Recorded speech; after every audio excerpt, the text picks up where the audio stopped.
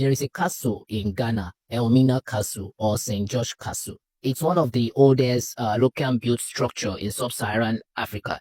It was built in 1482. Above the castle, there is a Catholic chapel where Catholics, bishops, priests held prayers, sang to the Lord in the holiest. But beneath this chapel, there is a slave dungeon with no windows, no doors, where slaves in their hundreds were held and packed like sardines, where they vomited the stool, blood was all spilled on the floor.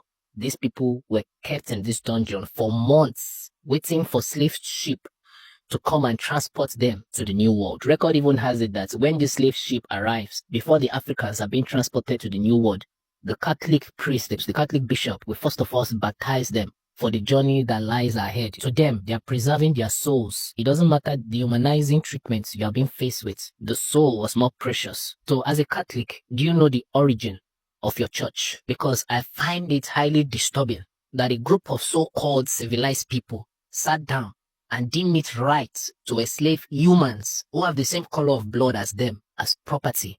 And this went on for 400 years. And even up till now, the United Nations, the world powers, the powers that engage in this slavery and slave trade have not issued an apology to the African continent.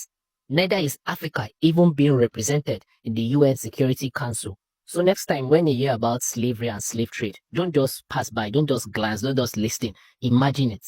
Imagine what is being painted and position yourself in such a dilemma. Then you will understand the horrors of slavery and slave trade.